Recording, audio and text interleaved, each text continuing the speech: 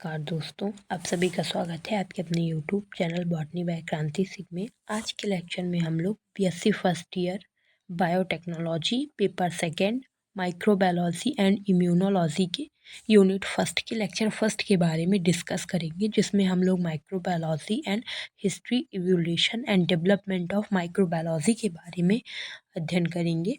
और इसका पीडीएफ और नोट हमारे टेलीग्राम चैनल में अवेलेबल है, जिनकी लिंक डिस्क्रिप्शन बॉक्स में दे रखी है।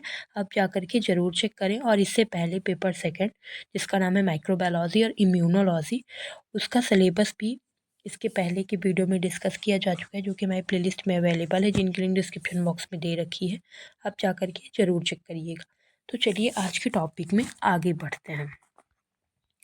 सबसे पहले ये पढ़ेंगे कि माइक्रोबायोलॉजी आखिरकार होता क्या है। तो अपन के फर्स्ट यूनिट का नाम है माइक्रोबायोलॉजी। तो जब तक हम लोगों का अध्याय का नाम का मतलब नहीं पता चलेगा तो हम लोग अध्याय क्या ही पढ़ेंगे। तो माइक्रोबायोलॉजी होता क्या है। माइक्रोबायोलॉजी को हिंदी में बोला जाता है सूक्ष्म विज्ञान। तो सूक्ष्म विज्ञान में सूक्ष्म जीवों का अध्ययन किया जाता है। यह 3 ग्रीक शब्दों माइक्रोब्स, जिसका अर्थ होता है छोटा, बायोस, जिसका अर्थ होता है जीवन, तथा लोगोस, जिसका होता है अध्ययन से मिलकर के बना होता है। इसका तात्पर्य है कि सूक्ष्म जीव विज्ञान सूक्ष्म जीवों के अध्ययन से संबंधित होता है। तो माइक्रोबायोलॉजी बेसिकली वो अध्ययन होता है जिसमें हम लोग सूक्ष्म जीवों का अध्ययन करते हैं। ऐसा विज्ञान जिसमें हम सूक्ष्म जीवों का अध्ययन करते हैं सूक्ष्म विज्ञान या फिर माइक्रोबायोलॉजी कहा जाता है। और माइक्रोबायोलॉजी 3 शब्दों से मिलकर के बना होता है, एक माइक्रोस, दूसरा बायोस और तीसरा लोगोस। तो माइक्रोस का अर्थ होता है छोटा, बायोस का अर्थ होता है जीवन और लोगोस का अर्थ होता है अध्ययन। और लुईस पास्चर को सूक्ष्म विज्ञान का संस्थापक माना जाता है। Founder of microbiology Louis pasture को बोला जाता है। एंड एंटोनी वॉन ल्यूवेनहॉक को सूक्ष्म जीव विज्ञान का पिता बोला जाता है। तो father of microbiology Antony von Leeuwenhoek को बोला जाता है। And founder of microbiology Louis pasture को बोला जाता है। And father of microbiology Antony von Leeuwenhoek को बोला जाता है। तो इसमें आप लोग बिल्कुल कंफ्यूज नहीं होइएगा। संस्थापक को अंग्रेजी में बोला जाता है फाउंडर, तो इसीलिए founder of microbiology Louis Pasteur ji होते हैं।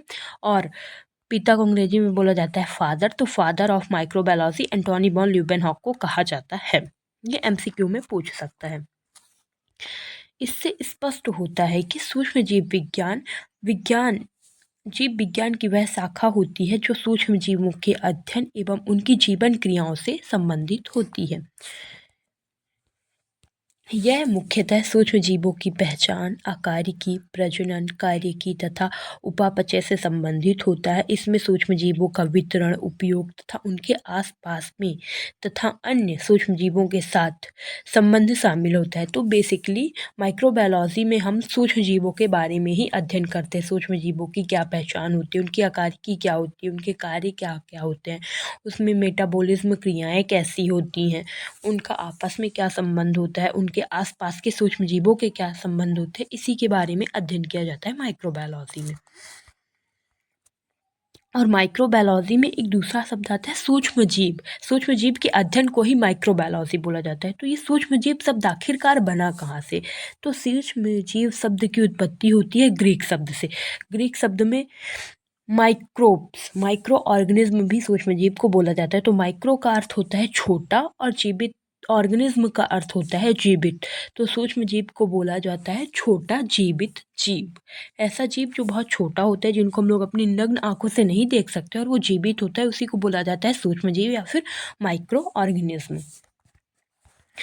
फिर इसके बाद ये पूछ लिया जाता है कभी कभी कि सूक्ष्म जीवों की परिभाषा क्या होती है। तो सूक्ष्म जीवों को इस प्रकार से परिभाषित किया जा सकता है कि माइक्रोस्कोपिक या सब माइक्रोस्कोपिक प्रकार के जीवित प्राणियों को ही सूक्ष्म जीव बोला जाता है। यदि पूछा जाए कि माइक्रो ऑर्गेनिज्म की परिभाषा क्या होती है, तो माइक्रोस्कोपिक या सब माइक्रोस्कोपिक प्रकार के जीवित प्राणियों को सूक्ष्म जीव कहा जाता है, माइक्रो ऑर्गेनिज्म कहा जाता है।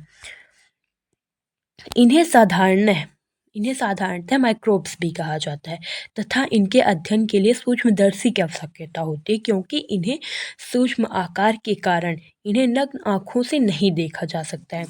और इनका जो जैविक संगठन होता है अपेक्षाकृत सरल होता है। तो सूक्ष्म जीव जो होते हैं वो इतने छोटे हैं, उतने छोटे होते हैं कि जैसे हमारे हाथ में भी मौजूद है लेकिन हमको दिखाई नहीं दे रहे, हम अपनी नग्न आँखों से इनको नहीं देख सकते। लेकिन जैसे ही हम लोग माइक्रोस्कोप से देखेंगे, सूक्ष्मदर्शी से देखेंगे तो हमारे हाथ में बहुत सारे माइक्रोस्कोप दिखाई जाएँगे, बहुत सारे सूक्ष्म जीव दिखेंगे।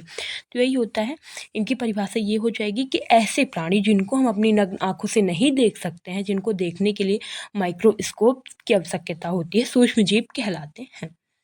और ये कैसे होते हैं, इनकी जो जैविक संगठन होता है वो बहुत ही सरल होता है। फिर आ जाता है हिस्ट्री ऑफ माइक्रोबायोलॉजी। यद्यपि सूक्ष्म जीवों जैसे ईस्ट का उपयोग प्राचीन समय से भले ही होता आ रहा है, लेकिन ईस्ट जैसे कुछ चीज़ों का प्रयोग प्राचीन समय से ज्ञात है। प्राचीन समय से ही ईस्ट का यूज़ किया जाता था, लेकिन पता नहीं था लोगों को कि वास्तव में ये है क्या, उनका ज्ञान नहीं था उसके बारे में। लेकिन जब 1675 में ल्यूबेनहॉक जी ने, एंटोनी वॉन ल्यूबेनहॉक, जिन्हें father of microbiology, father of microbiology बोला जाता है, सूक्ष्म जैविकी का पिता बोला जाता है, उन्होंने 1675 में एक स्वनिर्मित सूक्ष्मदर्शी बनाया था, अपने से ही सूक्ष्मदर्शी बनाया था और फिर उससे सूक्ष्म जीवों का निरीक्षण किया था और उसके बाद उसको नाम दिया था एनिमलक्यूलस। यहाँ पे सानी लिखा है, उनका नाम उन्होंने एनिमलक्यूलस दिया था। तभी से माना जाता है कि सूक्ष्म जीवों का ज्ञान और अध्ययन तभी से शुरुआत होती है। लेकिन पहले के लोगों को भी इस के बारे में पता था, लेकिन उनको ज्ञान नहीं था। 1675 से माना जाता है जब एंटोनी वॉन ल्यूबेनहॉक ने, जिन्हें सूक्ष्म जैविकी का पिता बोला जाता है, जनक बोला जाता है, उन्होंने जब स्वनिर्मित सूक्ष्मदर्शी बनाया, फिर उससे सूक्ष्म जीवों का अध्ययन किया, निरीक्षण किया और उनको नाम दिया एनिमलक्यूलस। तभी से इसकी हिस्ट्री मानी जाती है 1675 से।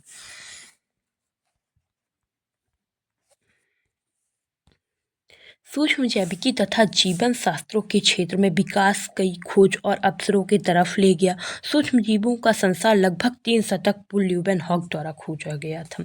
फिर सूक्ष्म जैविकी के विज्ञान में विकास को निम्नलिखित युगों और कालों में वर्गीकृत किया गया है।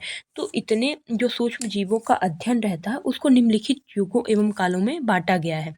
तो सबसे पहले आ जाएगा हिस्टोरिकल इरा, जो कि 1600 से 1700 तक माना जाता है। दूसरा आता है ट्रांजिशन इरा, जो कि 1700 से 1859 तक माना जाता है। और तीसरा आता है गोल्डन इरा, जो कि 1860 से 1948 तक माना जाता है। और फिर आ जाता है मॉडर्न इरा, जो कि 1948 से अब तक माना जा रहा है।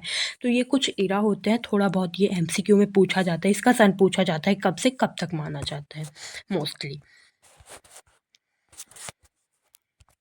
और पूरे विश्व में माइक्रोबायोलॉजी को फैलाने तथा इसकी जड़ों के गहरा होने के पश्चात भारत में भी माइक्रोबियल फील्ड का उद्गम पूर्ण तीव्रता से हुआ और यहाँ उनके माइक्रोबियल प्रयोगशालाएं, संस्थान और संगठन की स्थापना की गई थी। जब पूरे विश्व में माइक्रोबायोलॉजी का अध्ययन होने लगा, सबको ज्ञान हो गया, हर जगह जड़ें फैल गई एकदम से माइक्रोबायोलॉजी की, तब भारत में भी इसका उद्गम बहुत तीव्रता से हुआ।